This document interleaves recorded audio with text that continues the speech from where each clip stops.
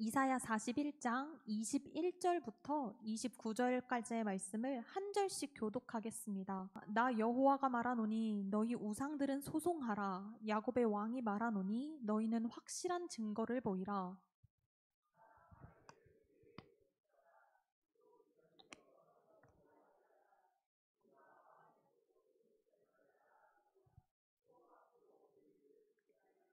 뒤에 올 일을 알게 하라. 그리하면 너희가 신들인 줄 우리가 알리라. 또 복을 내리든지 재난을 내리든지 하라. 우리가 함께 보고 놀라리라.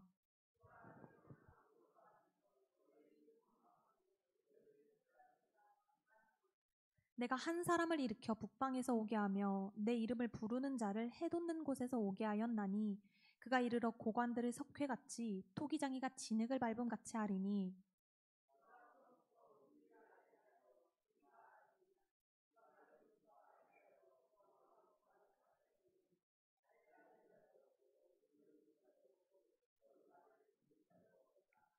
내가 비로소 시온에게 너희는 이제 그들을 보내라 하였노라. 내가 기쁜 소식을 전할 자를 예루살렘에 주리라.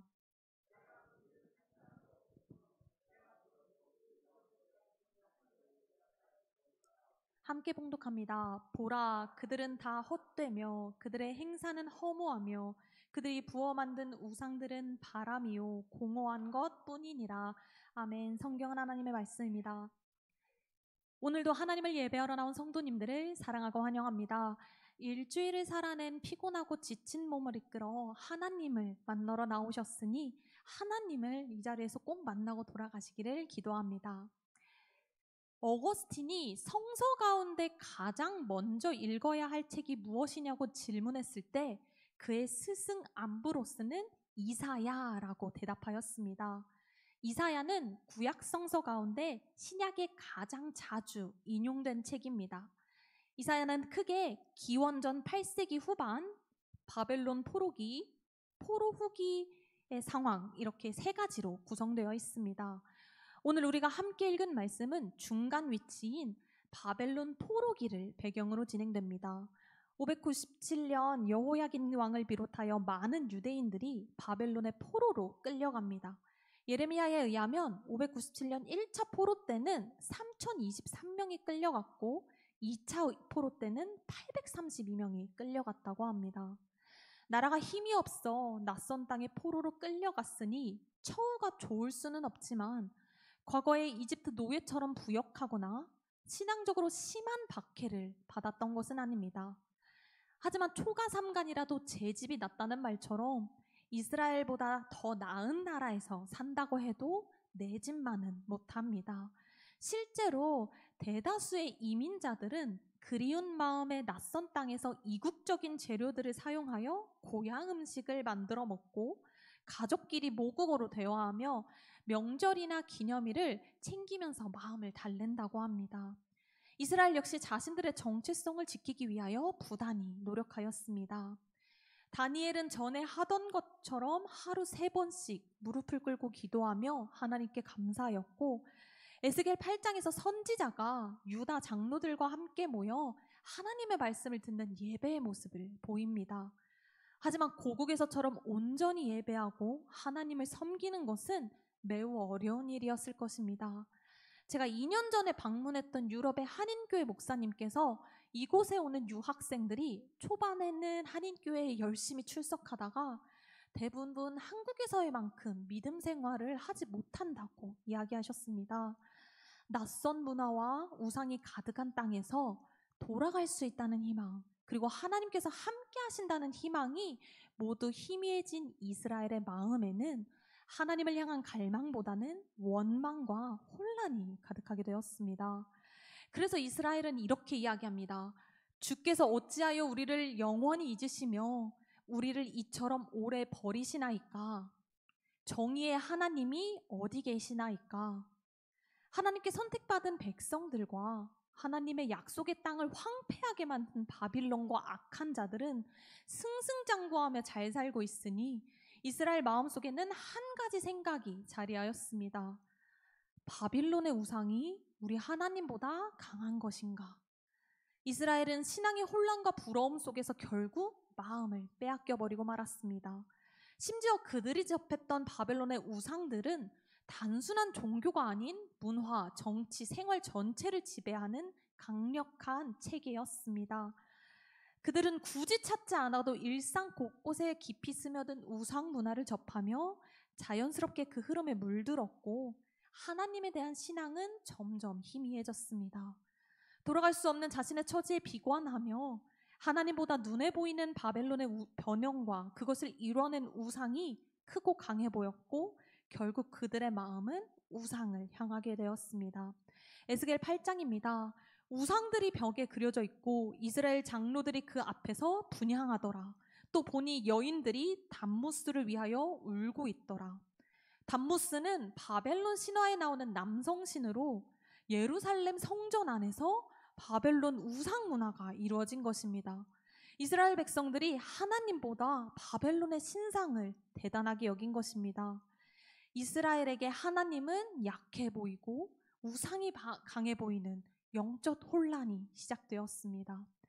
사랑하는 성도 여러분, 세상을 살아가면서 우리는 그리스도인으로 살아가는 것이 약자로 느껴질 때가 참 많습니다.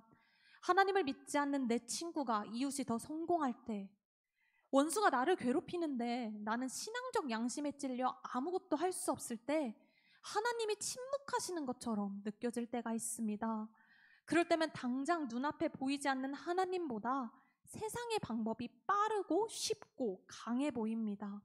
오늘 말씀 속 바벨론의 우상들은 기름진 땅에서 번성하고 이스라엘은 초라한 포로의 모습처럼 말입니다.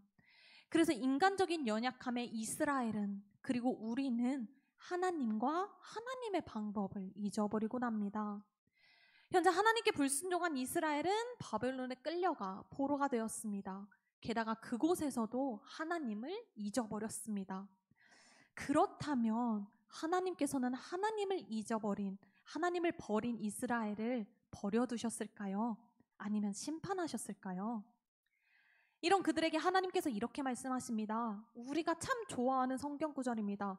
두려워하지 말라. 내가 너와 함께하니 무서워하지 말라. 내가 너의 하나님이니. 하나님께서는 바벨론의 포로로 끌려가 절망하고 우상의 번영 속에서 자신의 신앙이 초라하게 느껴졌던 이스라엘 백성에게 위로하고 계십니다. 눈에 보이는 세상이 강해 보여도 살아계신 하나님께서 여전히 그들과 함께하고 계신다고 분명하게 말씀하십니다. 그렇다면 이스라엘의 그리고 우리의 하나님은 어떤 분이십니까? 첫 번째로 하나님은 세상의 창조주입니다. 하나님께서 오늘 우상들에게 이렇게 요구하십니다. 훗날 닥칠 일들을 말하라. 그러면 너희가 신인 것을 알 것이다. 한치 앞을 알 수 없는 인간의 삶이기에 우리는 미래를 두려워합니다. 정확히는 어찌할 도리가 없는 죽음을 두려워하는 것이지요. 하나님께서 신으로서의 행동을 우상에게 요구하셨으나 사람이 깎아 만든 것에서는 대답을 들을 수 없습니다. 앞으로 일어날 일들을 알게 하는 것뿐만 아니라 복을 내리는 것도, 하물며 재난을 내리는 것조차 할 수 없습니다. 왜냐하면 그들은 사람이 만들어냈기 때문입니다. 우상의 재료가 무엇입니까? 돈 있는 사람은 금으로, 그보다 적은 사람은 은, 나무, 돌을 가지고 모양을 내어 우상을 세웠습니다. 그뿐만 아니라 하늘의 해와 달, 별들이 바벨론에게는 모두 신이었습니다. 금, 은, 나무, 돌, 하늘의 해와 달 모두 무엇입니까? 하나님의 피조물입니다. 결국 하나님이 만드신 것들을 인간이 재료 삼아 세운 것이 바로 우상입니다. 고대 이스라엘에서는 누군가에게 이름을 붙여주고 부르는 것은 위에 사람이 아랫 사람에게 하는 행동이며 소유자가 소유물에게 하는 행동입니다. 우상이 가지고 있는 이름은 모두 인간이 붙여준 것입니다. 인간이 연약함과 두려움을 의지하기 위하여 만들어내었지만 인간에게서 비롯한 우상에게서는 아무런 소망을 찾을 수 없습니다. 그래서 이런 우상들을 향해 하나님께서 말씀하십니다. 보라, 너희는 아무것도 아니며 너희 일은 허망하며 너희를 택한 자는 가증하니라. 사랑하는 성도 여러분, 하나님께서 이렇게 말씀하십니다. 태초부터 나 주가 거기 있었고 끝날에도 내가 거기에 있을 것이다. 역사의 주관자이신 하나님께서 세상을 창조하셨습니다. 그러니 생명의 주권자 되시는 하나님을 의지하시기 바랍니다. 시작과 끝이 되시는 영원하신 하나님만 의지하는 성도님들이 되시기 바랍니다. 이스라엘을 만드신 분이, 그리고 우리를 만드신 분이 바로 하나님이십니다. 그리고 우리를 위협하는 자들 역시 여호와 하나님께서 만드신 한낱 피조물에 불과하다는 사실을 기억하시기 바랍니다. 나의 원수 역시 하나님의 피조물이며 주의 손 아래에 있습니다. 두 번째로 하나님은 살아 역사하시는 분입니다. 하나님께서 바벨론을 치기 위하여 북방 페르시아의 사람을 사용하십니다. 바벨론의 페르시아의 군대가 쳐들어왔을 때 대장장이는 도금하는 자를 격려하고 망치로 쇠 다듬는 사람은 모루 치는 자를 격려한다고 성경은 이야기합니다. 이것이 무엇을 뜻하는 것입니까? 자신들이 세운 우상이 페르시아로부터 흔들리지 않도록 못으로 고정하며 보수 공사를 하는 것입니다. 자신이 세운 우상을 자신의 손으로 강화하는 작업입니다. 하나님의 창조는 생명을 만들어내지만 과학기술이 발달한 지금도 인간은 생명을 창조할 수 없습니다. 주어진 것을 사용할 뿐입니다. 그마저도 주어진 시간이 다한다면 우리는 그것을 유지할 수 없습니다. 그렇게 인간이 만들어낸 우상은 상하지 않도록, 썩지 않도록 계속해서 보수 공사를 해야 합니다. 인간의 힘이 우상을 지지하고 강화하는 것입니다. 그들이 섬기는 신이 참 신이라면 어려울 때 큰 능력으로 힘이 돼야 하는데 아무런 힘을 발휘하지 못하는 것에 더하여 넘어지지 않도록 인간이 힘을 보태야 하는 것입니다. 사랑하는 성도 여러분, 우리를 두렵게 하는 페르시아가 적이 쳐들어올 때 바벨론과 같이 우상을 붙들고 계신 것은 아닌가 생각해 보아야 합니다. 내가 만든 우상이 적으로부터 넘어질까 염려하며 붙잡느라 적의 칼과 창이 날아들 때 그것을 막고만 있지는 않는지 돌아보시기 바랍니다. 칼과 창이 나에게 날아올 때 우상은 나를 가려줄 수 없습니다. 그렇다면 아무것도 할 수 없는 우상과 달리 우리의 하나님은 어떤 분이십니까? 하나님께서는 이사야 41장 16절을 통해 분명히 말씀하십니다. 내가 아무리 찾아보아도 너에게 대적하는 자들을 만나지 못할 것이며 너와 싸우는 자들이 아무것도 아닌 것 같이 허무한 것 같이 될 것이다. 내가 둘러보아도 나의 대적들을 보지 못한다는 것은 어떤 의미입니까? 온전히 하나님만 의지하고 신뢰하는 자에게 다가오는 대적과 영적 싸움은 결국 나의 것이 아닌 하나님의 것이 됩니다. 하나님이 행하시는 것입니다.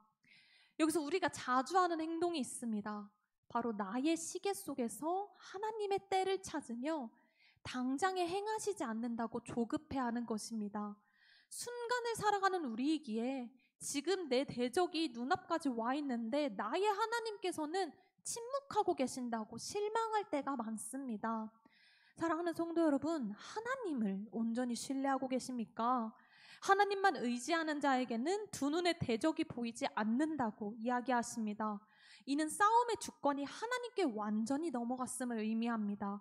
그는 이제 내 대적이 아닌 하나님의 상대가 된 것입니다. 하나님을 인정하고 하나님의 때에 하나님께서 행하실 것을 신뢰할 때 역사하심을 우리는 두 눈으로 볼 수 있습니다. 그러니 우리에게는 하나님의 때를 기다릴 수 있는 믿음이 필요합니다. 하나님의 때를 기다리는 것은 아무것도 하지 않고 두 손 놓고 있는 것이 아닙니다. 우리가 누군가를 기다릴 때 이제 나타날 사람을 생각하고 그 사람이 올 것을 신뢰하며 맞이할 준비를 합니다. 하나님의 때를 기다리는 것은 창조주 하나님을 신뢰하며 하나님을 맞이할 준비의 시간입니다. 하나님의 때를 믿음으로 기다려 하나님께서 내 삶에서 역사하실 때 독수리 날개쳐 오르듯 주와 함께 나아가시는 성도님들이 되시기를 바랍니다. 앞서서 우리는 창조주 하나님이시며 우리 삶에 역사하시는 하나님을 보았습니다. 마지막으로 살펴볼 하나님의 모습은 구원의 하나님입니다. 바벨론의 포로로 매여 있는 이스라엘을 하나님께서 건지실 것이라 말씀하십니다. 그리고 하나님의 언약은 반드시 성취됩니다. 당시 강대국이었던 이스라엘에게 눈물의 역사를 주었던 바벨론이 오늘 말씀 속 북방의 사람 페르시아의 고레스에 의해 패배하게 됩니다. 하나님께서 고레스를 사용하셨고 그는 바벨론을 멸망시키고 칙령을 내려 소수민족들, 특히 유다민족을 고국으로 귀환할 수 있도록 하였습니다. 이사야 41장 14절입니다. 내 구속자는 이스라엘의 거룩한 이인이라. 이 말씀을 새 한글 성경에서는 이렇게 이야기합니다. 너를 되사시는 하나님은 이스라엘의 거룩하신 하나님이다. 히브리어로 고엘이라고 부르는 구속사는 값을 지불하고 자유를 사주는 사람을 의미합니다. 또한 가문이나 공동체의 잃어버린 권리를 회복시켜주는 사람을 가리키는 말로도 사용됩니다. 생판 안면이 없는 사람이 나를 대신하여 몸값을 지불하고 나를 자유롭게 할까요? 보통 가족이 노예로 팔려갔을 때 남은 가족들이 속전, 몸값을 준비해서 빚진 자 대신 돈을 지불하고 그를 데리고 오게 됩니다. 그런데 이스라엘이 바벨론의 포로로 가게 된 이유가 무엇입니까? 예레미야 25장 8절입니다. 너희가 내 말을 듣지 아니하였느니라. 보라, 내가 북쪽 모든 족속과 내 종 바벨론의 느부갓네살 왕을 불러다가 이 땅을 쳐서 황폐하게 하리니. 하나님께서 보내셨습니다. 하나님께 불수종한 이스라엘에 하나님께서는 바벨론을 도구로 사용하여 하나님을 떠난 죄의 결과가 무엇인지 이스라엘에게 보여주셨습니다. 바벨론 포로기는 하나님의 심판이었습니다. 그러나 사랑하는 성도 여러분, 하나님께서 내 구속자는 이스라엘의 거룩한 이인이라. 이스라엘을 몸값을 주고 다시 사오겠다 말씀하셨습니다. 하나님의 심판은 사랑과 회복까지 함께합니다. 그래서 하나님께서 이스라엘에게 이렇게 말씀하십니다. 바벨론에서 70년이 차면 너희를 이곳으로 돌아오게 하리라. 너희를 향한 나의 생각은 재앙이 아니라 평안이며 너희에게 미래와 희망을 주는 것이라. 제가 유튜브에서 이런 영상을 본 적이 있습니다. 몇몇 부모들이 자신의 감정 소모와 아이에게 미움을 받고 싶지 않아서 훈육을 하지 않는다는 영상이었습니다. 훈육은 잘못에 대한 분명한 지적과 절제가 필요한 과정이기에 불편한 마음과 아이와의 관계가 망가지지 않기를 바라는 마음으로 인하여 그들이 하지 않은 것으로 보입니다. 하지만 진정한 부모는 어렵더라도 아이가 사회 안에서 한 구성원으로 자랄 수 있도록 함께해야 합니다.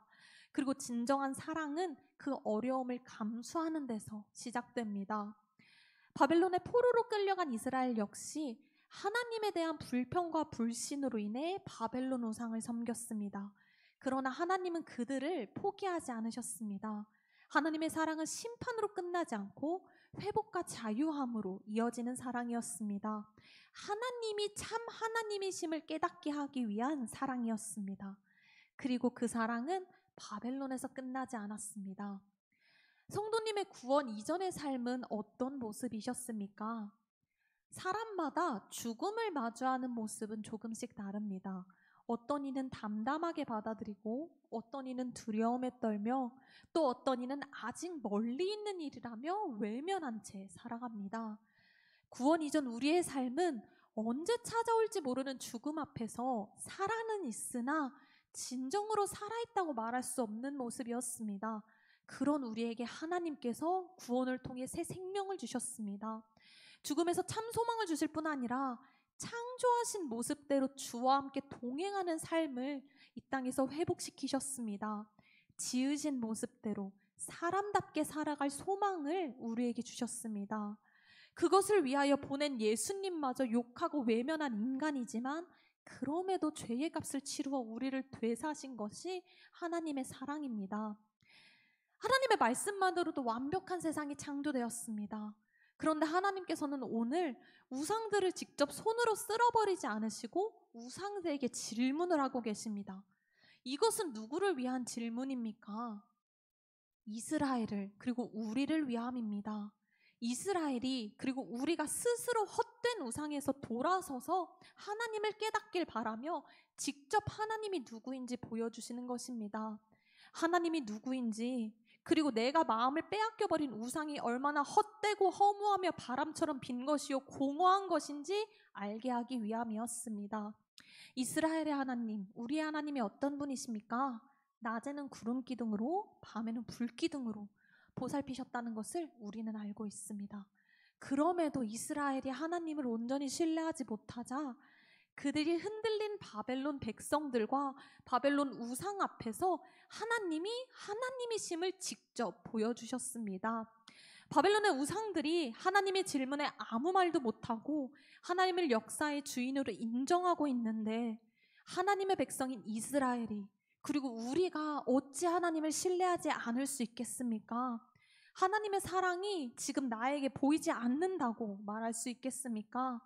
새 생명을 주신 하나님의 사랑은 지금도 우리와 함께 하셔 오늘도 우리를 부르셨습니다. 우리는 오늘 창조주 하나님, 역사하시는 하나님, 그리고 구원의 하나님을 다시 한번 확인하였습니다. 사랑하는 성도 여러분, 성도님의 하나님을 온전히 신뢰하십니까? 내가 하나님을 온전히 신뢰하기 위해서는 하나님이 누구인지 정확하게 알아야 합니다. 세상을 창조하시고 나를 지으신 하나님, 매 삶의 순간 역사하시고 동행하시는 하나님, 그리고 나를 죽음에서 건지시어 산소망을 주신 분이 하나님입니다. 우리는 하나님의 놀라운 뜻을, 완전한 계획을 매 순간 깨달을 수는 없습니다. 그러나 하나님이 누구인지 계속해서 알아간다면 내 삶에 행하실 것을 신뢰할 수 있으며 이미 하나님이 역사하고 계심을 두 눈으로 볼 수 있습니다. 이러한 하나님을 보지 못하게 하는 성도님의 우상은 무엇입니까? 성경에는 금, 은, 나무로 만든 우상뿐만 아니라 다양한 우상들이 등장합니다. 악한 정욕과 탐심은 우상 숭배니라. 사람들은 자기를 사랑하며 돈을 사랑하며 그들은 사람의 인정을 하나님의 영광보다 더 사랑하였더라.